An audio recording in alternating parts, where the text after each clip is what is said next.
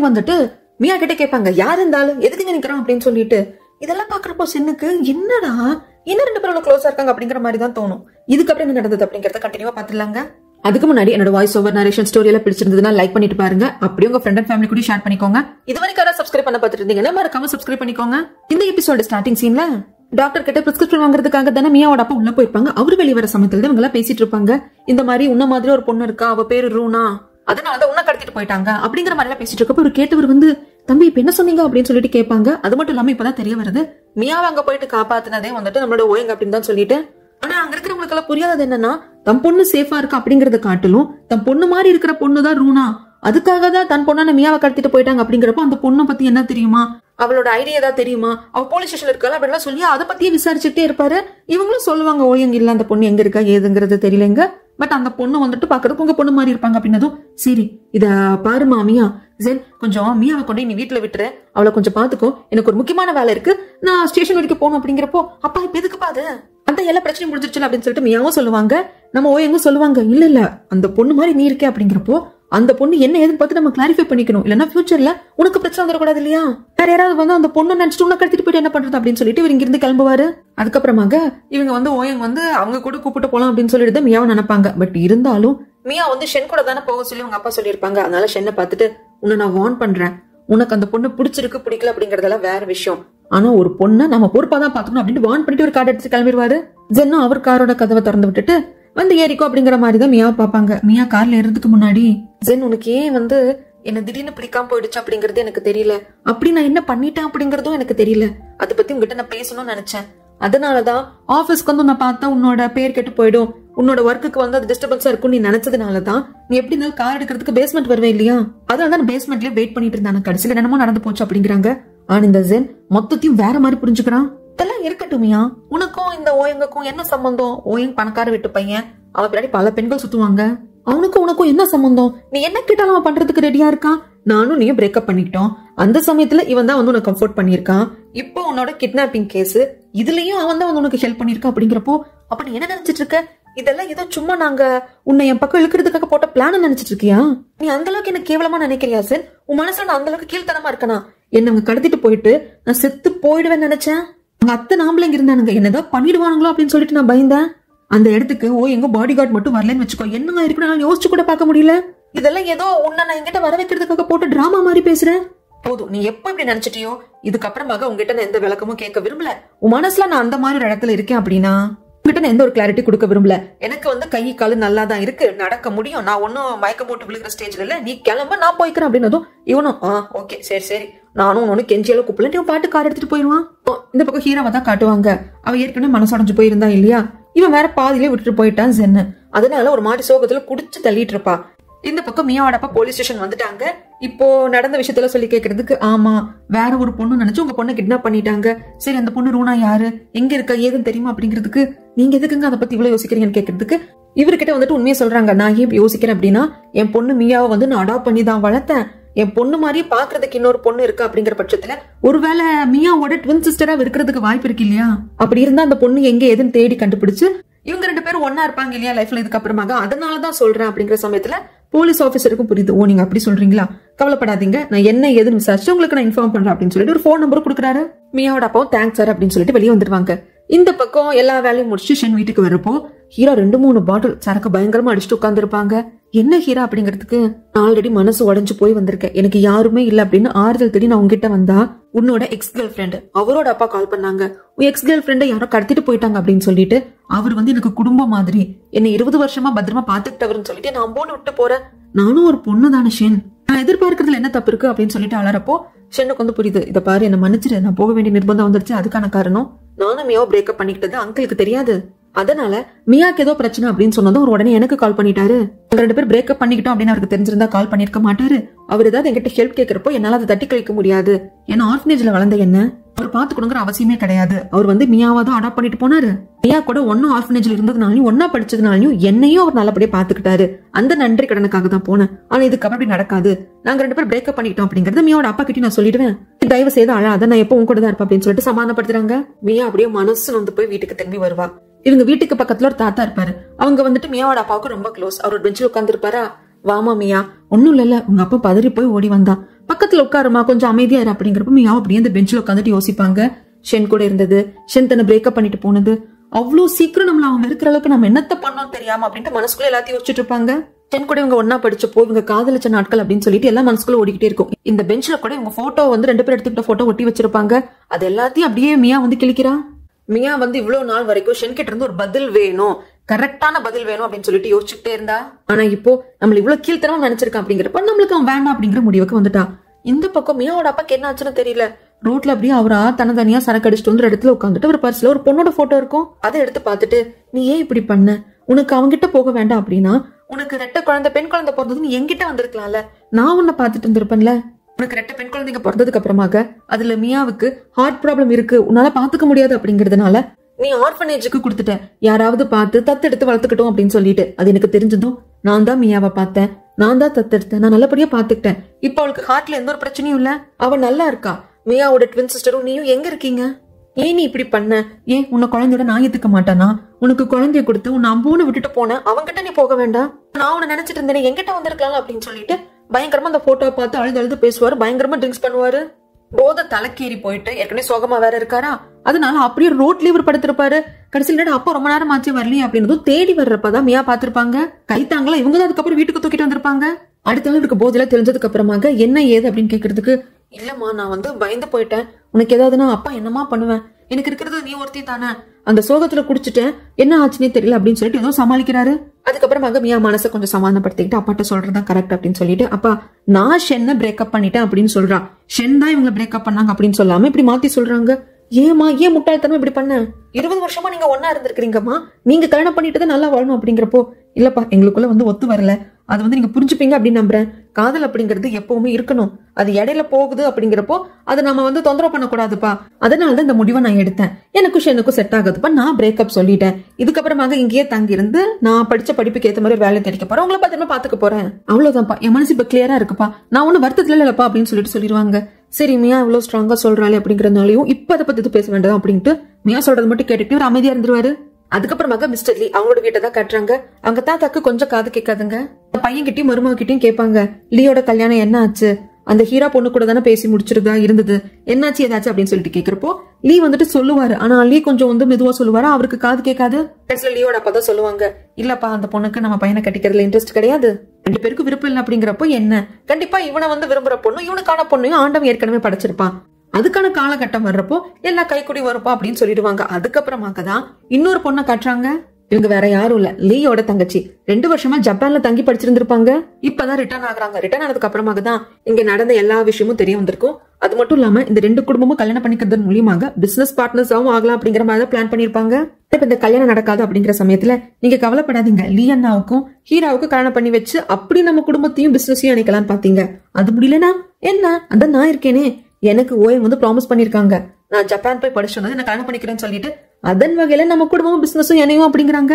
ஆனா லீக்கு நல்லா தெரியும் ஓயம் இது சும்மாதான் சொல்லிருக்கான்னு சொல்லிட்டு. ஆனா இப்ப தங்கச்சி கிட்ட சொன்னா அவ பயங்கர பிடிவாதக்காரி, என்ன வேணுமோ அதுல குறியா இருப்பா, இவளே அந்த ரியாலிட்டி ஃபேஸ் பண்ணிட்டோம் அப்படின்னு சொல்லிட்டு விட்டுருவாரு. லியோட ஃபேமிலி வந்து ஹோட்டல் பிசினஸ்ல இருப்பாங்க, அதே மாதிரி ஓயமோட ஃபேமிலி வந்துட்டு காஸ்மெட்டிக் பிசினஸ்ல இருப்பாங்க, பெரிய பெரிய காஸ்மெட்டிக் கம்பெனிஸ் எல்லாம் வச்சிருப்பாங்க. இந்த சீனை அப்படியே கட் பண்ணா இப்போ விஷயம் வேற மாதிரி போக ஆரம்பிச்சிருச்சு. கம்பெனிக்கு வர்ற சமயத்துல ஷென்னை கூப்பிட்டு, ஷென் எல்லாம் ஓகேவா தானே இருக்கு, உனக்கும் கேர்ள் ஃபிரெண்டுக்கு எந்த பிரச்சனையும் இல்லைன்னு கேக்குறதுக்கு, ஏன் என்ன ஆச்சு சொல்லுங்க. அதுவா வீசாட்ல இப்ப ஒரு விஷயம் போயிட்டு இருக்கு, நம்ம கம்பெனியோட வைஸ் பிரசிடென்டான ஓயங் வந்து உன் கேர்ள் ஃபிரெண்டான மியாவை காப்பாத்திருக்கான, யாரை கடத்திட்டு போனப்போ அதை பத்தி எல்லாரும் பேசிட்டு இருக்காங்க. அது மட்டும் இல்லாம அவங்க 2 பேருக்குள்ள என்னமோ இருக்குங்கிற மாதிரி பேசிக்கிறாங்க அப்படிங்கிறப்போ, இத பாருங்க அதெல்லாம் எனக்கு தெரியாது, ஆனா மியாவை வந்துட்டு ஓயம் காப்பாத்திருக்காரு அப்படின்னா அதுக்கு கண்டிப்பா நான் நன்றி சொல்லணும், நன்றி சொல்ல கடமைப்பட்டிருக்கேன் அப்படின்னு இவன் ரொம்ப நல்லவ மாதிரி காட்டிப்பான். கடைசியா லீ ஃபேமிலியும் ஓயங்கோட ஃபேமிலி மீட் பண்ண சமயத்துல இந்த கல்யாணத்துல விருப்பம் இல்லை அப்படின்னு சொல்லிட்டு ஹீரா வந்திருப்பாங்க இல்லையா, அதுக்கப்புறமா அவங்க வீட்டுக்கும் வந்திருக்க மாட்டாங்க, ஆபீஸுக்கும் வந்திருக்க மாட்டாங்க. இது சேர்மனுக்கு தெரிய வர்றப்போ என்ன பண்றதுன்னு தெரியல, செக்ரட்டரி கூப்பிட்டு விசாரிக்கிறாங்க, ஹீரா வந்துட்டாங்களா என்னன்னு சொல்லிட்டு. இல்ல சார் அப்படிங்கிறப்போ அவருக்கு பயங்கரமா கோவம் வருது. அதுக்கப்புறமாக இந்த பொண்ணதான் காட்டுறாங்க, லீயோட சிஸ்டர் ஓயங்க பாக்கணும் அப்படிங்கறதுக்காக கம்பெனிக்கு வந்திருப்பா. ஆனா ஃப்ரண்ட் டெஸ்க்ல இருக்கிறவங்க விட மாட்டேன்னு சொல்றாங்க, நான் ஓயங்கோட ஃபியான்சி, என்னைய விட மாட்டேன்னு சொல்றீங்க அப்படிங்கிற சமயத்துல, இல்லைங்க நீங்க சார் கிட்ட அப்பாயின்மெண்ட் வாங்கல அப்படின்னா கண்டிப்பா விட முடியாதுன்னு சொல்லிடுவாங்க. அப்பதான் கரெக்டா நம்ம மியாவும் வருவாங்க. ஏன்னா மியாக்கு ஒரு கோட் கொடுத்திருப்பாரு இல்லையா ஓயங், அதை ட்ரை வாஷ் எல்லாம் பண்ணிட்டு திருப்பி கொடுக்கறதுக்காக வந்திருப்பாங்க. ஃப்ரண்ட் டெஸ்க்ல இருக்கிற அந்த பொண்ணு கிட்ட வந்து கேட்கறதுக்கு, ஏற்கனவே இங்க மியா வந்திருக்கா, அப்ப வாயை போத்தி தானே ஓயங் கூப்பிட்டு போனாரு, அதனால இவங்க கேர்ள் ஃபிரெண்ட் அப்படின்னு சொல்லிட்டு இவங்க ரெஜிஸ்டர் பண்ணிருப்பாங்க மனசுக்குள்ள. அதனால மியா வந்ததும் இந்த மாதிரி ஒரு ஆபீஸ் ரூம் இங்க இருக்குங்க, ஒரு ஃப்ரீயா தான் இருக்காரு, நீங்க போங்க அப்படின்னு சொல்லிடுவாங்க. இதெல்லாம் பாக்குற லீயோட தங்கச்சிக்கு அவகிட்ட மட்டும் சொல்லி அனுப்புறீங்க?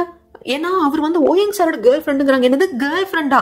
நீயும் அவளும் அப்படின்னு சொல்லி சண்டை போடுறதுக்காக வருவா, சண்டையும் போட செய்வா. ஓயங்குக்கு என்ன டேஸ்ட் அவ்வளவு கேவலமா போயிடுச்சா? நீ எப்படி கேர்ள் ஃப்ரெண்ட் ஆவ? நான் ஓயங்கோட ஃபியான்சி அப்படிங்கிறதுக்கு நீ உண்மையில ஓயங்கோட ஃபியான்சி என்னன்னு எனக்கு தெரியாது. ஒருவேளை அது உண்மையா இருந்தா நான் ஓயங்க நினைச்சு கவலைப்படுறேன். கொஞ்சம் கூட பொறுப்பு இல்லாத, பொறுமை இல்லாத, பார்த்ததும் அப்படியே இருக்குங்கிற மாதிரி நம்புற உன்ன மாதிரி பொண்ணால ஒரு குடும்பத்துல போனா அந்த குடும்பம் என்னத்துக்கு ஆகுதுன்னு எனக்கே தெரியாது. இதுக்கு மேல எனக்கு இந்த பஞ்சாயத்தும் வேண்டாம். உனக்கு என்ன? ஓயங்கோட ஆபீஸ் ரூம் எங்க இருக்குன்னு தெரியணும் அப்படிதானே? அதுக்கு 2 வழி இருக்கு. இந்த பக்கமா போலாம், அந்த பக்கமா போலாம். அப்படி போறப்போ இதுதான் அவன் கோட்டு, இது அவன் எனக்கு கொடுத்தான், நான் டிரை வாஷ் எல்லாம் பண்ணி கிளீன் பண்ணிட்டு நீ அவன்கிட்ட கொடுத்துருன்னு சொல்லிட்டு வந்துருவாங்க.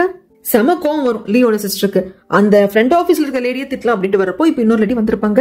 மேடம் என்ன மன்னிச்சிருங்க, நீங்க மிஸ்டர் லீயோட சிஸ்டர் அப்படிங்கிறது எனக்கு தெரியும். இந்த பொண்ணு புதுசா வேலைக்கு சேர்ந்திருக்கு, அவளுக்கு தெரியாது. நீங்க ஓயங் சாரை பார்க்க போலாம் அப்படிம்பாங்க.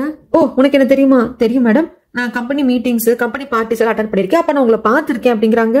இருக்கட்டும் உன்னால இவ தப்பிச்சா அப்படின்னு சொல்லிட்டு ஓயங்க பாக்குறதுக்காக வராங்க. வந்ததும் ஓயங்குக்கு ரொம்ப சந்தோஷம் தான். வந்துட்டியா அப்படின்னு சொல்லிட்டு பயங்கரமா குஷியா இருக்காங்க. அந்த சமயத்துலதான் ஃபர்ஸ்ட் அந்த ஃப்ரண்ட் ஆபீஸ்ல இருக்க அந்த 2 லேடிஸையும் டிஸ்மிஸ் பண்ணணும் அப்படிங்கிறப்போ என்ன பிரச்சனை எது பிரச்சனை கேட்கறதுக்கு இந்த மாதிரி ஒரு பொண்ணு வந்தா. அவ பேர் என்ன? ஆமியா. அவள் எது உங்க கேர்ள் ஃப்ரெண்ட் அப்படின்னு சொல்லிட்டு அவளை அலோவ் பண்றாங்க, என்ன அலோவ் பண்ண மாட்டேன்றாங்க. நான் ஃபியான்சி தான் அப்படிங்கிறதுக்கு இதை பாருமா, எனக்கு கேர்ள் ஃப்ரெண்டும் இல்ல, நீ எனக்கு ஃபியான்சியும் இல்ல அப்படிங்கிறதுக்கு என்ன நீ எப்படி சொல்ற? நீ சொன்ன ப்ராமிஸ் பண்ணதுனாலதான் நான் 2 வருஷம் ஜப்பானுக்கே படிக்க போனேன், அதுக்கப்புறம் என்ன கல்யாணம் பண்ணிக்கிறேன்னு சொன்னேன்ல, இதோ பாரு என் டிகிரி, இதோ பாரு அது இதுன்னு சொல்லிட்டு உனக்கு ஒரு கிஃப்ட் வாங்கிட்டு வந்திருக்கு அப்படின்னு கூட காட்டுவாங்க. ஜப்பான்ல ஃபேமஸான ஒரு பாக்ஸிங் பிளேயர் இருப்பாரு, அவரோட ஜெர்சியை வாங்கி அவரோட சைனையும் அதுல போட்டு ஃப்ரேம் பண்ணி கொண்டு வந்திருப்பா. இந்த கிஃப்ட் எனக்கு ரொம்ப பிடிச்சிருக்கு அப்படின்னு சொல்லிட்டு பயங்கரமா ஹக் பண்ணிட்டு தேங்க்ஸ் பண்ணிட்டு இருக்கிறப்போ அந்த இடத்துக்கு ஷென் வந்து நிப்பாரு. யாரு நீ, எதுக்கு இப்படி வந்து நிக்கிற அப்படின்னு சொல்லிட்டு லியோட சிஸ்டர் கேட்பாங்க. ஆனா ஷென் வந்து நிக்கிற தோரணையிலேயே தெரியுது நம்ம ஓயங் கிட்ட ஏதோ பேசணும்னு நினைக்கிறாருன்னு சொல்லிட்டு. இங்க சீன் அப்படியே கட் பண்ணா ஜஸ்ட் ஓயங்கோட ட்ரெஸ் ரிட்டர்ன் பண்றதுக்காக மட்டும் மியா வந்திருக்க மாட்டாங்க. இந்த கம்பெனில அவங்களுக்கு இன்டர்வியூ இன்னைக்கு வந்து அசைன் பண்ணிருப்பாங்க. அவங்க பிரான்ஸ்ல இருந்து வரப்பவே சில கம்பெனிக்கு அவங்க ரெஷ்யூம் எல்லாம் அனுப்பிச்சிருப்பாங்க. அதுல ஓயங்கோட கம்பெனி தான் இவங்களுக்கு வந்து இன்டர்வியூ இன்னைக்கு அப்படின்னு சொல்லிட்டு அசைன் பண்ணிருப்பாங்க. அது மட்டும் இல்லாம எங்கே நீங்க இருக்கணுமா, ஷென் எல்லாம் பார்க்க வேண்டி வருமே அப்படின்னு சொல்லிட்டு ஒரு மாதிரிதான் இருந்திருக்கும். இன்டர்வியூ அட்டன் பண்ணலாமா வேண்டாமான்னு சொல்லிட்டு மியாக்கு. ஆனா R&D டிபார்ட்மெண்ட்ல தான் நம்ம இருக்க போறோம், ஷென் சேல்ஸ் டிபார்ட்மெண்ட்ல இருக்க போறான், நாம எதுக்கு அவனை பார்க்க போறோம் அப்படிங்கறதுனாலதான் இந்த வாய்ப்பை மறுக்க கூடாது. ஏன்னா இது ஒரு நம்பர் 1 காஸ்மெட்டிக் கம்பெனி, நம்மள பிரேக்கப் பண்ண ஷென்னுக்காக இந்த வாய்ப்பை மிஸ் பண்ண கூடாது அப்படின்னு சொல்லிட்டு இன்டர்வியூ அட்டன் பண்றாங்க. அதுல செலக்டும் ஆறாங்க. ஆனா இன்னொரு டீம் இருக்கு, அவங்க கன்ஃபார்ம் பண்ண வேண்டியது இருக்கு. கன்ஃபார்ம் பண்ணதுக்கு அப்புறமாக உங்களுக்கு ஆஃபர் லெட்டர் மெயில வந்துடும் அப்படின்னு சொல்றாங்க. இப்போ மியாவோட மைண்ட் எப்படி இருக்குன்னா, நம்ம லவ் லைஃப் வந்து போயிடுச்சு, ஆனா நம்ம வந்து ப்ரொஃபஷனலை பார்க்கணும், நம்ம கரியரை பார்க்கணும் அப்படிங்கிற மைண்ட் செட்டுக்கு அவங்க வந்துட்டாங்க. ஆனா இந்த ஷென் சும்மா இல்லாம ஓயங்க பார்க்க வந்திருப்பாங்க இல்லையா, ஓயங்க கிட்ட பேசணும் உட்காந்துருக்காங்க. ஆனா அங்கேயேதான் இந்த லியோட சிஸ்டர் உட்காந்துருப்பாங்க. நான் தனியா பேசணும் அப்படிங்கிறப்போ தனியாலாம் ஒன்னும் கிடையாது, இங்க சீக்ரெட் எல்லாம் எதுவும் கிடையாது, நான் இங்க தான் இருப்பேன், வேணா பேசிக்கோ அப்படிங்கிறாங்க. ஓயங்கும் கேட்கறான் எதுக்கு வந்திருக்க என்ன எதுன்னு கேட்கறதுக்கு. ஆக்சுவலா மியா எப்படிப்பட்ட பொண்ணு அப்படின்னா ஆர்ஃபனேஜ்ல வளர்ந்த பொண்ணு. அவகிட்ட 1% அன்பு காட்டினா அது 100% திரும்பி கொடுப்பா. எல்லாருக்கும் லாயலா இருக்கணும்னு நினைப்பா, அவ எல்லாரும் நல்லபடியா பாத்துக்கணும்னு நினைப்பா. சோ உங்களுக்கும் அவளுக்கும் எப்படி பழக்கம் ஏற்பட்டுச்சுன்னு தெரியல, ஆனா அவ கூட சேர்ந்து நான் அவளை சேரணும் அப்படிங்கிறதுக்காக நீங்க பண்ற வேலையெல்லாம் சரியில்லை, அவளை கடத்துற மாதிரி டிராமா போட்டு போலீஸ் ஸ்டேஷன் வரைக்கும் அப்படின்னு இருக்கிறப்பவே ஓயங்குக்கு வந்து அப்படி சுருன்னு ஏறிடுது. நிறுத்து, என்ன நினைச்சிட்டு இருக்க? அப்போ இந்த கிட்னாப் டிராமா எல்லாம் நான் வந்து அவளுக்காக சேர்ந்து போட்டேன் அப்படின்னு சொல்லிட்டு நீ நினைச்சிட்டு இருக்கியா? எவ்வளவு சீப்பான ஆளு நீ. ஃபர்ஸ்ட் ஒரு விஷயம் தெரிஞ்சுக்கோ, உனக்கு ஒரு பொண்ணை பிடிச்சிருக்கு பிடிக்கல, நீ அவ பாய் ஃப்ரெண்ட் ஆயிரு, இல்லாத நீ எவனா வேணா இருந்துட்டு போ. அந்த பொண்ணுக்கு ஒரு கஷ்டம் அப்படின்னா நீ 3வது மனுஷனாவே இருந்தாலும் ஹெல்ப் பண்ண போகணும். அததான் அன்னைக்கு நான் பண்ணேன். என் கண்ணு முன்னாடி அவளை கடத்திட்டு போனப்போ அது மீயாவா தெரிஞ்ச பொண்ணாங்க எனக்கு தெரியாது. அந்த இடத்துல யாரா இருந்தாலும் நான் கண்டிப்பா போய் ஹெல்ப் பண்ணிருப்பேன். 2வது, நான் அவளை விட்டு தள்ளி இருக்கணும் கொல்லணும் அப்படின்னு சொல்றது உனக்கு எந்த உரிமையும் கிடையாது. நீ அவ புருஷனும் கிடையாது, லவ்வரும் கிடையாது, அம்மா அப்பாவும் கிடையாது, அண்ணன் தங்கச்சியும் கிடையாது.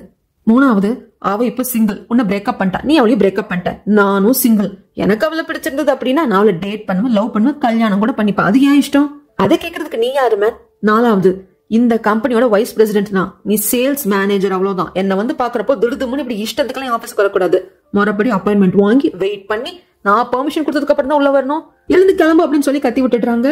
அப்பவும் இந்த ஷென்னெல்லாம் அசர்றது இல்லைங்க அப்படி நக்கலா சிரிச்சுட்டு, நான் சொன்னதை வந்து நீங்க யோசிப்பீங்க நான் நம்புறேன். இல்லைன்னா இங்க நிறைய ரூமர்ஸ் எல்லாம் போயிட்டு இருக்கு கம்பெனிக்குள்ள. அது கடைசியில நம்ம கம்பெனியையும் நம்ம 2 பேரோட ரிலேஷன்ஷிப் தான் பாதிக்கும் அப்படிங்கிறப்போ ரிலேஷன்ஷிப்பா ஃபர்ஸ்ட் எழுந்து கிளம்பு மேன், இதுக்கப்புறம் நான் பார்க்க வரேன்னா ப்ராப்பர் அப்பாயின்மெண்ட் வாங்கிட்டு அப்படின்னு சொல்லிடுவாங்க. ஆனா இது எல்லாத்தையும் கேட்டுட்டு இருந்த லீ சிஸ்டருக்கு என்னது என்னென்னமோ நடந்திருக்கே, நம்மளுக்கு போட்டியே இல்லைன்னு பார்த்தா ஹெவி காம்படிஷனா இருக்கும் போல இருக்கு அப்படின்னு சொல்லி யோசிச்சுட்டு இருப்பான். அதுக்கப்புறமாக ஹீரா கம்பெனிக்கு வந்ததும் சேர்மேன் தான் கூப்பிட்டு விட்டுருப்பாங்க பேசுறதுக்காக.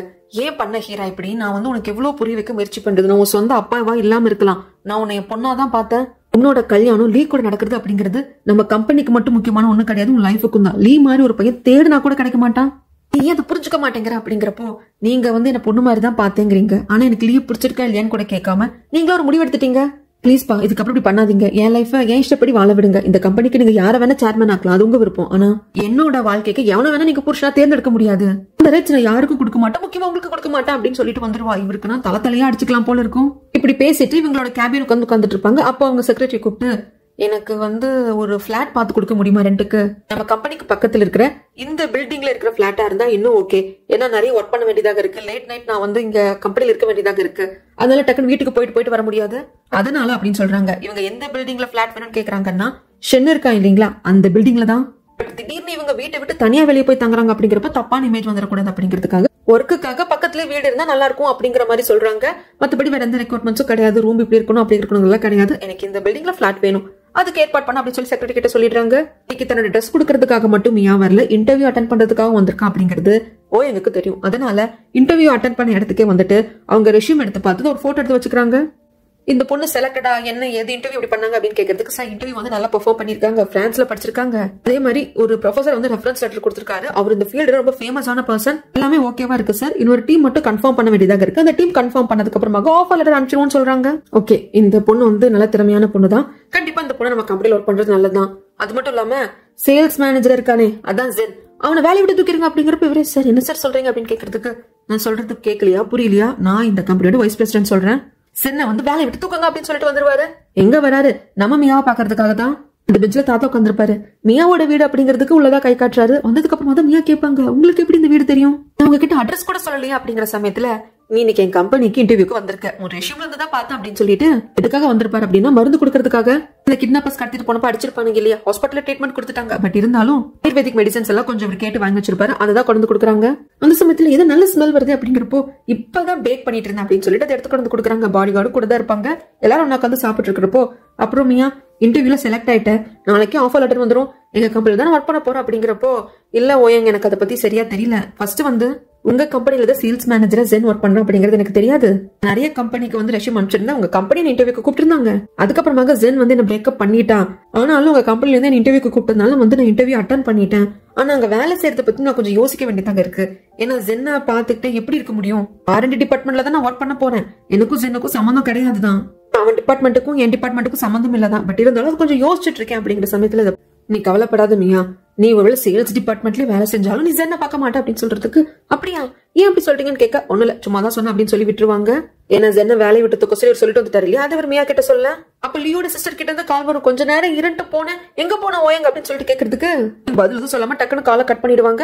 அதுக்கப்புறமாக உங்க கோட்டை நான் கொண்டு கொடுக்கறதுக்கு வந்தேன், யாரோ ஒரு பொண்ணு உங்களோட ஃபியான்சின்னு சொல்லிட்டு இருந்தா, அந்த பொண்ணு கிட்ட தான் கொடுத்துட்டு வந்தா உங்களுக்கு கிடைச்சதா என்ன எதுன்னு சொல்லிட்டு மியா கேட்கறதுக்கு, அதெல்லாம் ஒண்ணும் இல்ல அப்படிங்கறது கிடைக்கலையா, அச்சோ அந்த கோட் ரொம்ப காஸ்ட்லி போல இருக்கு, நான் வேற யாரோ பொண்ணுகிட்ட கொடுத்துட்டு வந்துட்டா உங்களுக்கு கிடைக்கல, சரி நீங்க எவ்வளவு பணம்னு சொல்லுங்க நான் பே பண்ணிடுறேன் அப்படிங்கிறப்போ, இது வேற லிமிடெட் எடிஷன் ஹேண்ட்மேடு கிட்டத்தட்ட 40,000 அப்படிங்கிற பெண்ணது 40,000 பேர் உங்ககிட்ட காசு கேட்டேன், நீ தான் கொடுக்குறேன்னு, அதனாலதான் சொன்னேன் எனக்கு அதெல்லாம் வேண்டாம். அது மட்டும் இல்லாம நான் உன்ன அந்த ரவுடி பசங்க கடத்திட்டு போனப்ப காப்பாத்தினேன் இல்லையா, உங்க அப்பா என்ன டின்னருக்கு ஒரு வாட்டி வீட்டுக்கு வர சொன்னாரு. ஆல்ரெடி உங்க அப்பா ஃபிஷ் ஃப்ரை செமையா பண்ணுவாரு, ஒரு வாட்டி நீ லீக்கு குடுக்கறப்ப நான் கூட சாப்பிட்டு பாத்திருக்கேன், இன்னைக்கு நைட் நான் ஃப்ரீயா இருக்கேன், அதனால டின்னருக்கு வருவேன், அதே ஃபிஷ் ஃப்ரையே உங்க அப்பா சொல்லி எனக்கு செஞ்சு வைக்க சொல்லு அப்படின்னு சொல்லிட்டு 2 பேரும் இங்க கிளம்பிடுவாங்க. அதுக்கப்புறமாக லீயோட தங்கச்சி லீ கிட்ட போயிட்டு, அண்ணா இந்த ஓ இங்க இப்படி பண்ணிட்டான், நான் நிறைய கிஃப்ட்ஸ் எல்லாம் வாங்கிட்டு போனேன், என்ன அம்போனா அவனோட ஆஃபீஸ் ரூம்ல வெயிட் பண்ண வச்சுட்டு போயிட்டான்னு சொல்லி கம்ப்ளைண்ட் பண்ணிட்டு இருக்கிறப்போ, கரெக்டா ஓயங்கிட்ட இருந்து கால் வரும். ஓயங் நானே உனக்கு கால் பண்ணலான்னு இருந்தேன், என்ன தங்கச்சி போட்டு டார்ச்சர் பண்ணி வச்சிருக்க அப்படிங்கிறப்போ, ப்ளீஸ் லீ தயவு செய்து உனக்கு என்னோட மனசு புரியும்னு நினைக்கிறேன், நான் வந்து உன் தங்கச்சிக்கு எந்த ஒரு ஃபால்ஸ் ஹோப்பும் கொடுக்கல, அவ படிக்கிறதுக்காக ஜப்பான் போகணும் அப்படிங்கிறதுக்காக நான் போய் சொன்னேன், அதை தவிர்த்து எனக்கு அவள் எந்த ஃபீலிங்ஸும் இல்ல, தயவு செய்து அவளை என்கிட்ட நீ விட்டுறாத, அவ என்ன பயங்கரமா போட்டு டார்ச்சர் பண்றா. அது மட்டும் இல்லாம மியாவை கடத்தினதுல இருந்து ஹெல்ப் பண்ணி காப்பாத்தினேன் இல்லையா, ஒரு நாள் நைட்டு வந்துட்டு டின்னருக்கு வாங்க ஷாப்புக்கு வந்துட்டு சொல்லியிருந்தாங்க, இன்னைக்கு போலான் இருக்கேன், உனக்கு இன்ஃபார்ம் பண்றேன், நீயும் வேணாலும் கூட வா, நான் தயவு செய்தும் தங்கச்சி கிட்ட மட்டும் சொல்லிடாத ப்ளீஸ் அப்படின்னு சொல்றதுக்கு, இல்லையோ எனக்கு புரியுது அப்படின்னு சொல்லிட்டு கோமாவே பேசிட்டு, இதை பாருமா அந்த ஓயங்க நான் போய் சும்மா விட மாட்டேன் அப்படின்னு சொல்லிட்டு இவர் பாட்டுக்கு இங்க தெரிந்து கிளம்பிடுவாங்க. இங்க மியா வந்து சொல்லிட்டா இன்னைக்கு சாப்பிடுறதுக்காக ஓயங்கெல்லாம் வருவாங்கன்னு சொல்லிட்டு, மியாவோட அப்பா சமைச்சிட்டு இருப்பாரு. ஆனா ஜென் கூட தான் பொண்ணு பிரேக்கப் பண்ணிட்டாலே அப்படின்னு சொல்லிட்டு அவருக்கு மனவேதனையா இருக்கும். அதனால அவர் சமைக்கிறப்ப தீ திடீர்னு எச்சாயிடும், அதை கூட கவனிக்க மாட்டாரு. மியா தான் வந்து பாத்துட்டு, அப்பா பிளீஸ்பா எதை பத்தியும் யோசிக்காதீங்க, எல்லாமே நல்லதா தான் நடக்குது அப்படின்னு நினைச்சுக்கோங்க, ஓயங்க இப்ப சாப்பிட வர போறாங்க, அப்ப இப்படி இருந்தீங்கன்னா நல்லா இருக்காதுப்பா அப்படிங்கிறப்போ ஓயங்க வந்துருவாங்க, லீயும் வந்துருவாங்க, பாடி கார்டு எல்லாரும் வந்து உட்காந்து சாப்பிட ஆரம்பிப்பாங்க. மியாவோட அப்பா எல்லாருக்கும் தேங்க்ஸ் சொல்லுவாங்க. சரி நான் வந்து கஸ்டமர்ஸ் கவனிக்க வேண்டியதாக இருக்கு, சமைக்கணும், நீங்க எல்லாம் என்ஜாய் பண்ணுங்க அப்படின்னு சொல்லிட்டு இவங்க எல்லாரும் ஒண்ணா உட்காந்து சாப்பிட்டு இருக்கப்போ லீயோட சிஸ்டர் வருவாங்க. இங்க இல்ல அவங்க ஹோட்டலுக்கு தான் வருவாங்க. ஆனா இந்த பக்கம் திரும்பி பார்த்தா இங்கதான் வந்துட்டு லீயால உட்கார்ந்து இருக்கிற மாதிரி இருக்கு. அண்ணா நீங்க என்ன இங்க பண்ற அப்படின்னு சொல்லிட்டு பார்த்தா அங்கதான் ஓயங்க இருக்காங்க. அவர் முடிஞ்ச அளவுக்கு தலை குமிஞ்சுதான் வச்சுட்டு இருந்திருப்பாரு. கடைசியில முடியாது. ஓயங் நீ என்ன இங்க பண்ற, என்ன எதுக்கு நீ அவாய்ட் பண்ற, இந்த லேடி இருக்கல இவதான் என்ன வந்து பயங்கரமா கத்துனா நான் ஃபியான்சின்னு சொன்னப்ப கூட என்ன நம்பல, அப்ப கூட என்ன திட்டதான் செஞ்சா, நீங்க இதுக்கெல்லாம் இங்க உட்காந்து சாப்பிட்டு இருக்கீங்க அப்படின்னு சொல்லிட்டு எகைன் மியா போட்டு திட்ட ஆரம்பிச்சிருவா. நீ ரொம்ப லோ கிளாஸான லேடி, என்னத்த பண்ணி செடியூஸ் பண்ணி வச்சிருக்கேன்னு தெரியல, இல்லையா நீ இதுக்கு இந்த மாதிரி லோக்கலான ஷாப்ல உட்காந்து சாப்பிட்டு இருக்க அப்படின்னு சொல்லிட்டு கண்ணா பின்னான்னு பேச மியாக்கு வந்த கோபத்துல நீ உண்மையிலேயே லீயோட சிஸ்டர் தானா, எனக்கு அந்த டவுட் இருக்கு, உங்ககிட்ட என்ன அப்படி இண்டிவிஜுவலான குவாலிட்டி இருக்கு, உன்னை பார்த்ததும் மதிப்பு மரியாதையும் வர்றதுக்கு உங்க தாத்தா அப்பா அங்கிள் லீ இவங்க எல்லாரும் சேர்த்து வச்ச சொத்துல தான் நீ ஆட்டம் போட்டுட்டு இருக்க, நீ எல்லாம் பேசலாம் அப்படின்னு சொல்லிட்டு கண்ணா பின்னாடி திட்டி விட்டுருவாங்க. அது மட்டும் இல்லாம நீ வந்து ஓயங்கோட ஃபியான்சின்னு சொல்ற, அது உண்மையா இருந்ததுன்னா அப்ப சொன்னதான் இப்போ சொல்றேன், ஓயங்கோட ஃபேமிலியும் பாவம் அப்படின்னு சொல்லி பயங்கரமா மியா பேசிடுவா. அவ்வளவுதான், ஸ்டேஜுக்கு மேல லியோட சிஸ்டர் கிட்ட பாயிண்ட் இல்ல, அதனால இவங்க மத்தவங்க எல்லாம் திட்டுவா, உங்களுக்கு எல்லாம் கொஞ்சம் கூட வெக்கமாவே இல்லையா, ஒரு கேடு கெட்டவ கூட உட்காந்து ஒன்னா சாப்பிட்டு இருக்கீங்க, இவ அந்த மாதிரி பட்டவன் இந்த மாதிரி பட்டவன் சொல்லிட்டு கொஞ்சம் கெட்ட வார்த்தையில போட்டு திட்டிட பயங்கர ப்ரோவோக் ஆயிடும் மியாக்கு. ஒயன் வந்து கலந்து வச்சிருப்பாங்க, அதை எடுத்து அப்படியே தலைமையில இருந்து ஊத்திடுவா. லியோட சிஸ்டர் சண்டை போடலாம் அப்படின்னு சொல்லிட்டு வர்றப்போ லீ வந்து பிடிச்சுப்பாரு, பாடி கார்டையும் கூப்பிட்டு என் தங்கச்சி பிடிச்சுக்கோ நம்ம இங்கிருந்து கூப்பிட்டு போயிடலாம், நீங்க வந்து டின்னர் என்ஜாய் பண்ணுங்க சாரி அப்படின்னு சொல்லிட்டு அங்கிருந்து கூப்பிட்டு போயிடுவாங்க. ஒயங்குக்கெல்லாம் மியா பார்த்துட்டு பயங்கரம் செமப்போ ஐ இம்ப்ரெஸ்ட் அப்படிங்கிறதுக்கு அந்த கோவத்துல ஒரே கல்ப்ல சரக்கு அடிச்சுட்டு அவளை என்ன பேச்சு பேசிட்டு அப்படிங்கிற மாதிரி உட்கார்ந்து இருப்பாங்க மியா. இந்த பக்கம் வழக்கமா ரெஸ்டாரண்ட்ல உட்காந்துட்டு சரக்கு அடிச்சுக்கிட்டே இருப்பாங்க இல்லையா ஹீராவோட அம்மா, அங்கதான் அவங்க இருக்காங்க அப்படின்னு சொல்லி தெரிஞ்சுட்டு சேர்மேன் வராங்க. வந்து ஒரு வீட்டுக்கு போலாம் வா அப்படின்னு கூப்பிடுறதுக்கு என்னால வர முடியாது, உங்ககிட்ட எல்லாம் இருக்குல்ல, எனக்கு டைவர்ஸ் கூட கொடுக்க மாட்டேன்றீங்க, என்னால உங்க கூட வாழ முடியல, டைவர்ஸ் கொடுத்தா சொத்துல பாதி கொடுக்கணும் அப்படின்னு வரும் அப்படிங்கறதால பயப்படுறீங்க, ஆனா அப்படி சொத்துல பாதியே கொடுத்தா கூட அந்த கம்பெனிக்கு நீங்க தான் சேர்மனா இருப்பீங்க, எல்லா முடிவும் எடுக்கிற உரிமை உங்ககிட்ட தான் இருக்கும், அப்படி இருக்கிறப்ப ஏன் டைவர்ஸ் கொடுக்க மாட்டேன்றீங்க, உங்களை பார்க்கவே பிடிக்கல உங்க கூட வாழவே பிடிக்கல அப்படின்னு சொல்லி கத்தி விட்டுருவாங்க. இவரும் எழுந்து வெளியே வந்துடுவாரு, காரெல்லாம் ஏறி போக மாட்டாரு, நம்மளோட ஒய்ஃப் அவளா குடிச்சு முடிச்சு வர்ற வரைக்கும் நம்ம இங்கே வெயிட் பண்ணலாம், வெளியே வெயிட் பண்ணுவாரு. இந்த பக்கம் கம்பெனி தான் கட்டுறாங்க. ஹீராவோட செக்ரட்டரி வந்துட்டு மேடம் நீங்க கேட்டுக்கிட்ட மாதிரி பிளாட் ரெடி ஆயிடுச்சு, இந்தாங்க மேடம் ரூம் கீ, அக்ரிமெண்ட் எல்லாம் போட்டாச்சு அப்படின்னு சொல்லிட்டு எல்லாத்தையும் கொடுப்பாங்க. ஓகே சொல்லி அனுப்பிச்சதுக்கு அப்புறமாங்க சென்னை இந்த மாதிரி ஓயங் வேலையை விட்டு தூக்க சொல்லிருக்காங்க அப்படிங்கிற நியூஸ் வந்ததும் அர்ஜென்ட்டா மீட்டிங்க கூட்டுங்க, கண்டிப்பா அதுல வந்து ஓயங்கும் இருக்கணும் அப்படின்னு சொல்லிட்டு ஹீரா வந்துட்டு கிளின்னு கிழிச்சிருவாங்க. அவங்களா பேச மாட்டாங்க, நிறைய பேரை பேச வைப்பாங்க. இத பாருங்க, ஒருத்தர் வேலையை விட்டு தூக்கணும் அப்படின்னா அவங்க தான் தப்பு பண்ணிட்டு இருக்கணும், அந்த மாதிரி தப்ப ஷென் பண்ணிருக்காரு அப்படின்னு சொல்லிட்டு கேட்கறதுக்கு இந்த மாதிரி நம்ம கம்பெனி ரகசியங்களை சொல்றது, ஆப்போசிட் கம்பெனி கூட தான் பணம் வாங்கிட்டு நம்ம கம்பெனில ஸ்பை மாதிரி இருக்கிறது, இந்த மாதிரி தப்பெல்லாம் பண்ணிருந்தாங்க அப்படின்னா வேலையை விட்டு தூக்கலாம், கேஸ் போடலாம், அந்த மாதிரி அவர் பண்ணல. சரி இவர் நல்லா ஒர்க் பண்ணிருக்காரு அப்படின்னு கேட்கறப்போ எஸ் இவங்க நல்லா ஒர்க் பண்ணிருக்காங்க, இவர் வந்து சேல்ஸ் மேனேஜர் ஆனதுக்கு அப்புறமாக க்ரோத்தும் நல்லா இருந்திருக்கு அப்படின்னு சொல்லிட்டு இன்னொருத்தர் சொல்லுவாங்க. இப்படி பினான்ஸ் டிபார்ட்மெண்ட்ல இருந்து எல்லா டிபார்ட்மெண்ட்ல இருந்துட்டு எல்லாரும் கரெக்டா பாத்துருவாங்க, இவர்கிட்ட எந்த ஒரு தப்பும் இல்ல வேலையை விட்டு தூக்குறதுக்கு. சோ அவர் வந்துட்டு நான் என்ன தப்பு பண்ணேன்னு தெரியல, எதுக்காக வைஸ் பிரசிடென்ட் அப்படி சொன்னாருன்னு தெரியல அப்படிங்கிறப்போ அப்படி கடுகடுன்னு உட்கார்ந்து இருப்பாரு நம்ம ஓயங். இப்படி எல்லாரும் பேசி முடிச்சதுக்கு அப்புறமாக ஹீரா வந்து ஓயங்க பார்த்துட்டு இதை பாரு ஓயங், ப்ரொஃபஷனல்னா ப்ரொஃபஷனல் மாதிரி பாக்கணும், இவர் நீ வேலையை விட்டு தூக்கணும் ஏதாவது தப்பு பண்ணிருக்கணும், அப்படி பண்ணிருந்தா ஓகே, பர்சனலா கம்பெனிக்குள்ள இன்வால்வ் பண்ணாத புரிஞ்சுதா அப்படின்னு சொல்லிட்டு அங்கிருந்து எழுந்து போயிடுவாங்க. ஓயங்களுக்கு ரொம்ப அவமானமா இருக்கும், இவ யாரு, இந்த ஷென் யாரோ, ஆனா ஹீரா நம்ம அக்கா, இவனுக்காக எல்லாரும் முன்னாடி நம்மள அவமானப்படுத்தினால அப்படின்னு சொல்லிட்டு அவருக்கு கண்ணெல்லாம் கலங்கிடும். அந்த கோவத்தை எங்க காட்டுறதுன்னு தெரியல. இவங்களுக்கு தான் ஃபைட் கிளப் இருக்கு இல்லையா, அங்க வந்துட்டு பயங்கரமா வந்து பிராக்டிஸ் பண்ணிக்கிட்டே இருப்பாரு. அந்த சமயத்துல ஒரு மாதிரி ஓஞ்சு போய் உட்கார்றப்போ பாடி கார்டு வந்து நிப்பாரு. பாடி கார்டை பார்த்துட்டு என் கூட வந்து ஃபைட் பண்றீங்களா அப்படின்னு சொல்லிட்டு கேட்கறப்போ அவர் கோட்டை கழட்டி அதை மடிச்சு ஒழுங்கா வைக்கிறது, ஷூவை கழட்டி வைக்கிறது அப்படின்னு அவர் எந்த அளவுக்கு டிசிப்ளினான பர்சன் அப்படிங்கறது இவரெல்லாம் பாத்துக்கிட்டே இருப்பாரு. அப்புறம் 2 பேர் ஃபைட் பண்றப்போ பாடி கார்டு வந்து நேஷனல் சாம்பியன் ஆச்சு பாக்ஸிங்ல, நல்லாவே ஃபைட் பண்றாங்க.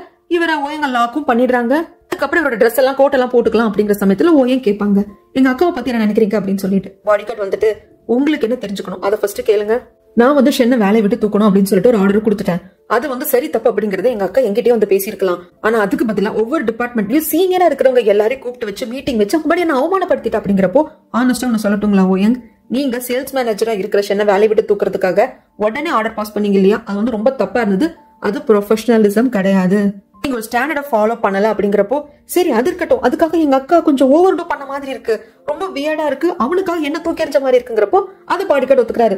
எனக்கே அந்த விஷயம் வந்து கொஞ்சம் இடிச்சுது, என்ன நீங்க வேலை விட்டு தூக்கணும்னு சொல்லிட்டீங்க, அது வேண்டாம் அப்படின்னு சொல்லிட்டு அந்த முடிவை வந்து அவங்க கேன்சல் பண்ணிருந்திருக்கலாமே தவிர்த்து இந்த அளவுக்கு எல்லாரையும் வச்சு உங்களை அவமானப்படுத்தணுங்கிற அவசியம் இல்ல.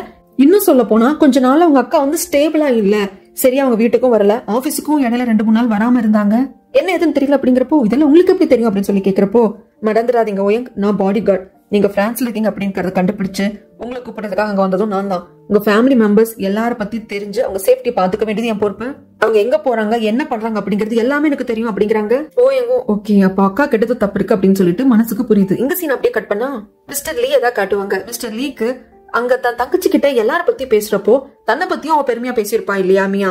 அது வந்து ஞாபகத்துக்கு வருது. உங்க தாத்தா, அப்பா, அங்கிள் லீ இவங்க எல்லாம் சேர்த்து வச்ச பணம் பாதுகாப்பா வச்சுதான் நீ வாழ்ந்துட்டு இருக்க அப்படின்னு சொன்னதுல ஞாபகத்துக்கு வரும். இந்த பக்கம் ஓயங்குக்கு ஏதோ ஒரு ஃபால்ஸ் ஸ்கோப் கொடுத்துட்டாங்க. லீயோட சிஸ்டருக்கு சும்மா தான் சொல்லிருப்பாங்க 2 வருஷம் படிப்பு முடிச்சுட்டு நான் கல்யாணம் பண்ணிக்கிறேன்னு சொல்லிட்டு அந்த பொண்ணு சீரியஸ் எடுத்துட்டு ஜப்பானுக்கு போயிட்டு படிப்பையும் முடிச்சுட்டு வந்துட்டு இப்ப கல்யாணம் பண்ணிக்கோன்னு சொல்லிட்டு நிக்கிறான். அவளை எப்படி சமாளிக்கிறதுன்னு தெரியல. மத்த ஆம்பளைங்களை சமாளிச்சிடலாம், பொண்ணுங்களை சமாளிக்கிறதுக்கு என்ன பண்றது? அன்னைக்கு நடந்த பிரச்சனையில லீயோட சிஸ்டரை பக்காவா ஹேண்டில் பண்ணது மியா தான். மியாவை எப்படியாவது நம்ம கூட செக்ரட்டரியா வேலைக்கு வச்சுக்கணும் அப்படிங்கிற முடிவுக்கு ஓயங்க வராங்க. இங்க மிஸ்டர் லீ அவர் மீட்டிங் எல்லாம் முடிச்சதுக்கு அப்புறமாக அவரோட சிஸ்டம்லயே நம்ம மியாவோட போட்டோ வச்சிருப்பாரு. அவருக்கு மியாவை பிடிச்சிருக்கு. அப்பதான் ஒரு விஷயத்தை யோசிச்சு பாக்குறாங்க, இவங்க எப்படி எந்த அளவுக்கு மியாவோட ஃபேமிலி கூட நெருங்கிருப்பாரு அப்படின்னு சொல்லிட்டு. ஒரு வாட்டி மியாவோட அப்பா ஃபுட் ஸ்டால் வச்சிருப்பாங்க இல்லையா, அதுல சில ரவுடி பசங்க வந்து கலாட்டா பண்ணிருப்பாங்க. அப்போ மியா ஹை ஸ்கூல் ஃபைனல் இயர் படிச்சுட்டு இருந்திருப்பாங்க. சத்தம் கெட்டு மியா வெளியே வந்து என் அப்பா விடுங்கடா அப்படின்னு சொல்லிட்டு இவளும் அடிக்கலான்னு போறப்போ இவ சின்ன பொண்ணு, அவனுக்கு ஈஸியா அடிக்கிறதுக்கு வந்துருவானுங்க. அப்பதான் லீ வந்து இவங்க எல்லாரையும் காப்பாத்திருப்பாங்க, அடிச்சு விரட்டி இருப்பாங்க. மியாவும் மியாவோட அப்பாவும் ரொம்ப தேங்க்ஸ் பண்ணிருப்பாங்க. இதுக்கு எதுக்குங்க தேங்க்ஸ் சொல்றீங்க, நம்ம இவ்வளவு வருஷமே இங்க ஒன்னா இருக்கோம், உங்களுக்கு ஏதாவது பாத்துட்டு பண்ண அப்படின்னு சொல்லிருப்பாங்க. அப்ப மியா இருந்துட்டு தேங்க்ஸ் ப்ரோ அப்படின்னதும் மியாவோட அப்பா சொல்லிருப்பாங்க, என்னமா ப்ரோ அதுன்னு கூப்பிட்டு இருக்க, அங்கிள்னு கூப்பிடு, உன்னோட வயசுல பெரியவர் இல்ல அப்படின்னு சொன்னதும் அவரும் சிரிச்சுட்டு நம்ம லீயும் சரி சரி அங்கிள்னே கூப்பிடுமா, இதுல என்ன இருக்கு அப்படின்னு சொல்லியிருப்பாங்க. ஏன்னா அப்ப மியா வந்துட்டு ஹை ஸ்கூல் ஃபைனல் இயர் தான் படிச்சுட்டு இருந்திருப்பாங்க. ஆனா மிஸ்டர் லீ வந்துட்டு அவரோட டிகிரி எல்லாம் முடிச்சதுக்கு அப்புறமாக தாத்தா சொன்ன மாதிரி இந்த ஹோட்டல்ல ஹெல்ப்பரா இருந்திருப்பாரு, உங்க பிசினஸ் கொஞ்சம் பாத்துட்டு இருந்திருப்பாரு. சோ அதனால அப்படி சொல்லிருப்பாங்க. அதனாலதான் அங்கிள் லீ அப்படின்னு சொல்லியே மியா கூப்பிட்டு பழகிருப்பாங்க. ஆனா லீக்கு மியாவை பிடிக்கும். ஆனா இவர் மனசை வந்து மியா கிட்ட அவர் சொல்லவே இல்ல. இது எல்லாத்தையும் இவர் யோசிச்சுட்டு இருக்காரு மிஸ்டர் லீ. இங்க சீனா அப்படியே கட் பண்ணா மியாவை பாக்குறதுக்காக மியாவோட வீட்டு வாசல்ல பாடி கார்டு ஒயங்க உட்காந்துட்டு இருப்பாங்க. தாத்தா கிட்ட கேட்பாங்க, பக்கத்துல தான் மார்க்கெட்டுக்கு போயிருக்கிறதா சொன்னீங்களே, எவ்வளவு தூரம் எவ்வளவு நேரத்துல வருவா அப்படின்னு கேக்குறப்போ அந்த பதிலுக்கு அவர் சாரி அந்த கேள்விக்கு அவர் பதில் சொல்லாம மியாக்கு ஆல்ரெடி பாய் ஃப்ரெண்ட் இருக்கு, 2 பேரும் ஒன்னாதான் வளர்ந்தாங்க அப்படிங்கிறப்போ எங்களுக்கு சிரிப்பு தான் வரும். கடைசியில மியா வந்துடுவாங்க. இங்க வெயிட் பண்றீங்க அப்படின்னு கேக்குறதுக்கு மியா, நீ என்னோட செக்ரட்டரியா வேலை செய்யறியா, அதுக்கு நான் இப்போ இன்டர்வியூ பண்ண போறேன் அண்ட் தென் ஜென்னை பத்தி நான் உங்ககிட்ட பேச போறேன், 2 விஷயத்துக்காக தான் வந்திருக்கேன் அப்படிங்கிறப்போ ஏதோ உங்களுக்கு செக்ரட்டரி எடுத்துக்கிறேன்னு சொல்றீங்க, அது என்ன எதுன்னு வேணா பேசுறதுக்கு நான் ரெடியா இருக்கேன், ஜென்னை பத்தி பேசுறதுக்கு ஒண்ணும் இல்ல, இருங்க வெஜிடபிள்ஸ் வச்சுட்டு வந்துடுறேன் அப்படின்னு சொல்லிட்டு வச்சுட்டு 3 பேர் கிளம்பி வெளியே வராங்க. இந்த பக்கம் லீயோட சிஸ்டர் பைத்தியக்காரத்தனமா ஒரு வேலையை பண்ணிடுறா. இல்ல எனக்கு வந்து ஓயம் கிடைக்கல, நீயும் எனக்கு சப்போர்ட் பண்ண மாட்டேன்ற, நான் யாருக்கு பிடிக்காதவளா வேண்டாதவளா போயிட்டேன், ஆனா நான் சூசைட் பண்ணிக்க போறேன், குட் பை, என்ன மன்னிச்சிரு, அம்மா பாட்ட சொல்லிடு அப்படின்னு சொல்லிட்டு ஒரு மெசேஜ் அனுப்பிச்சுட்டு இருப்பா. இது பார்த்ததும் லீக்கு திக்குன்னு ஆயிடும். உடனே தங்கச்சியை பாக்குறதுக்காக கிளம்பி போவாங்க. ஆனா இந்த பக்கம் லீயோட சிஸ்டர் சூசைட் பண்ணிக்கிற பிளான் எல்லாம் கிடையாது, நல்ல ஸ்நாக்ஸா வச்சு சாப்பிட்டு இருக்கா. இந்த பக்கம் ஓயம் வெளியே கூப்பிட்டு வந்திருப்பாங்க இல்லையா, தின்னுகிட்டே இருக்கீங்களே என்ன எதுன்னு பேசுங்க அப்படின்னு சொல்லிட்டு மியா கேக்குறதுக்கு, இத பாரு மியா, எங்களோட R&D டிபார்ட்மெண்ட்ல நீ வேலைக்காக வந்து இன்டர்வியூ அட்டெண்ட் பண்ணிருந்த, நீ செலக்டும் ஆயிட்ட, ஆனா நீ நினைக்கிற மாதிரி R&D டிபார்ட்மெண்ட் சிட்டிக்குள்ள கிடையாது, சிட்டியை விட்டு வெளியே இருக்கு. நீ இருக்கிற இடத்துல இருந்து அங்க போய் நீ ஒர்க் பண்ணிட்டு வரணும் அப்படின்னா ஒரு நாளைக்கு நீ 4 மணி நேரம் டிராவல் பண்ணிட்டு போயிட்டு வரணும், ஒரு நாளைக்கு 8 மணி நேரம் டிராவல், அது உனக்கு தெரியாதா அப்படின்னு சொல்லி கேக்குறதுக்கு, என்ன சொல்றீங்க, R&D டிபார்ட்மெண்ட் அப்படிங்கிறது எப்பவும் ஒரு கம்பெனிக்குள்ள தானே இருக்கும் அப்படிங்கிறப்போ எல்லார் கம்பெனிலும் அப்படிதான் இருக்கும், ஆனா எங்க அப்பா R&D டிபார்ட்மெண்ட் கம்பெனிக்குள்ள இருக்க கூடாது, அது தனியான ஒரு ஜோன்ல இருக்கணும், அங்க ஒர்க் பண்றவங்க பீஸ்ஃபுல்லா இருக்கணும் அப்படிங்கிறதுக்காக தான் சிட்டிக்கு வெளியே வச்சிருக்காரு. அப்படி நீ R&D டிபார்ட்மெண்ட்ல ஒர்க் பண்ணணும் அப்படின்னா நீ அங்க போய் பக்கத்துல வீடு எடுத்து தங்கிதான் ஒர்க் பண்ணணும், அப்போ நீ அப்பா விட்டு பிரிஞ்சுதான் இருப்ப. அதனாலதான் எனக்கு செக்ரட்டரியா வந்துரு அப்படிங்கிறப்ப அப்படிங்க சந்தேகப்படுற மாதிரி பாப்பாங்களா, ஏன் சந்தேகப்படுற மாதிரி பாக்கணும், பொய் சொல்ற மாதிரி பாக்குறீங்கிறதுக்கு நீங்க பொய் சொல்ற மாதிரி தான் இருக்கு, சரி அது பின்னாடி கன்ஃபார்ம் பண்ணிக்கலாம், அதான் நானும் சொல்றேன், நீ கம்பெனில யார்கிட்ட வேணா கேட்டு கன்ஃபார்ம் பண்ணிக்கோ அப்படின்னு எங்க சொல்லிடுவாங்க. அடுத்தது ஷென்னை பத்தி தான் பேசணும்னு சொன்னீங்களே, என்னது, அதாவது ஷென்னை பத்தி உங்ககிட்ட ஒண்ணு சொல்லணும். 2 பேருக்கு இடையில 20 வருட வாழ்க்கை இருக்கு, 20 வருஷமா நீங்க ஒன்னா இருந்திருக்கீங்க, காதலிச்சிருந்திருக்கீங்க, ஆர்ஃபனேஜ்ல இருந்த பிறந்து கஷ்ட நஷ்டம் எல்லாத்தையும் ஷேர் பண்ணி இருந்திருக்கீங்க. அப்படி இருக்கிறப்ப அவன் ஏன் திடீர்னு பிரேக்கப் பண்ண அப்படின்னு சொல்லி பேச ஆரம்பிக்க இவங்க பேன் ஆள ஆரம்பிச்சிருவாங்க. எனக்கு என்ன பண்றதுன்னே தெரியல.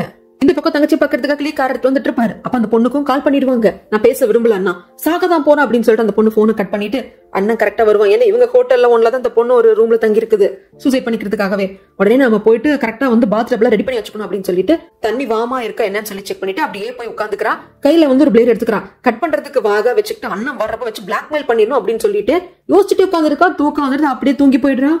இந்த பக்கமாக ஆளும் எழுதிருப்பாங்க இல்லையா, நம்மளோட மியா தனியா வந்து வேற இடத்துக்கு கூப்பிட்டு வந்து பேக்கரி மாதிரி இருக்கும், அங்கேயும் சாப்பிட்டதுக்கெல்லாம் வாங்கி கொடுத்துட்டு இதுக்கு இவ்வளவு ஆர்டர் பண்ணிருக்கீங்கன்னு கேக்குறதுக்கு, தெரியாம ஜென்னை பத்தி பேசிட்டோமா, நீ அழுகாச்சுல ஊர்ல இருக்கிறவங்கள திரும்பி பாத்துட்டாங்க, ஏதோ நான் தான் ஒண்ணு கொடுமைப்படுத்தின மாதிரி இருந்தது, இதுக்கப்புறம் ஜென்னை பத்தி பேச மாட்டேன் அப்படிங்கிறப்போ, இல்ல நீங்க என்ன சொல்ல வந்தீங்களோ அதை சொல்லுங்க, நான் கொஞ்சம் எமோஷன் ஆயிட்டேன், என்னால கண்ட்ரோல் பண்ணிக்க முடியல, ஜென்னை பத்தின பேர் எடுத்தாலே எனக்கு அழுகாச்சு வந்துருது, என்ன எதுன்னு சொல்லுங்க அப்படிங்கிறப்போ, இதை பாரு நல்லா கேட்டுக்கோ, எங்க கம்பெனில ஜென் 3 வருஷத்துக்கு முன்னாடி தான் வேலைக்கு சேர்ந்தான். இப்போ சேல்ஸ் டிபார்ட்மெண்ட்ல நிரந்தரம் இல்லாத வேலையில தான் அவன் சேர்ந்தான், ஓகேவா, அவனை எப்ப வேணா கான்ட்ராக்ட் பேஸ்ல தான் வச்சிருப்பாங்க, வேலையை விட்டு தூக்கிடுவாங்க. அப்படி இருந்தவன் திடீர்னு இப்போ சேல்ஸ் மேனேஜரா இருக்கான். இதுக்கு ஃபிஷியா தெரியல அப்படிங்கிறப்ப எதுக்கு ஃபிஷியா தெரியணும். அவன் நல்லா ஒர்க் பண்ணிருப்பான், எஃபர்ட் போட்டிருப்பான். அப்படிங்கிறப்போ என்ன நல்லா ஒர்க் பண்ணியிருந்தாலும் எஃபர்ட் போட்டிருந்தாலும் அவனுக்கு படி சீனியர்ஸ் எல்லாம் இருக்கிறப்போ இவன் எப்படி சேல்ஸ் மேனேஜரானா? அது மட்டும் இல்லாம பெரிய யூனிவர்சிட்டியில படிச்சிருக்கானா? அதுவும் கிடையாது. நல்ல மார்க் ஸ்கோர் பண்ணிருக்கான் அப்படின்னா அதுவும் கிடையாது. எல்லாம் ஜஸ்ட் பாஸ் பண்ணிருக்கான். சரி, இப்ப என்னதான் சொல்ல வரீங்க அப்படிங்கிறப்போ அவன் எங்க கம்பெனியோட சேல்ஸ் மேனேஜரா வேலைக்கு சேர்ந்த 3 வருஷத்துல ஆயிருக்கான் அப்படின்னா கண்டிப்பா அதுக்கு பின்னாடி ஒரு பொண்ணு இருக்கான். ஒரு நல்ல செல்வாக்கான பொண்ணாலதான் அவன் இப்போ இந்த இடத்துல இருக்கான். அப்படிங்கிறதும் இங்க சீனை அப்படியே கட் பண்ணா இங்க கம்பெனி தான் காட்டுறாங்க. ஹீரா குறுக்குன்னு இருக்க நடந்துகிட்டு இருக்க. ஷெங் இதுதாண்டா சமயம், கொளுத்தி போடும் அப்படின்னு சொல்லிட்டு, இத பாரு ஹீரா, நான் உன்னோட பர்சன், அதாவது நானே லவ் பண்றோம் அப்படிங்கறதெல்லாம் உன் தம்பிக்கு தெரியல. ஆனா நான் நீ என்ன சொன்னாலும் பண்ணுவேன், உனக்கு நான் லாயலா இருக்கேன் அப்படிங்கறது எனக்கு தெரிஞ்சிருக்கு. அதனாலதான் உனக்கு சாதகமா இருக்கிறவங்க எல்லாரையும் கட் பண்ண பாக்குறான். அதனால என்னை வேலை விட்டு தூக்க பாத்திருக்க அப்படிங்கிறப்போ இல்ல ஓயங்க அப்படி பண்ண மாட்டான். ஓயங்களுக்கு கம்பெனியோட விவகாரத்துல இன்ட்ரெஸ்டே கிடையாது.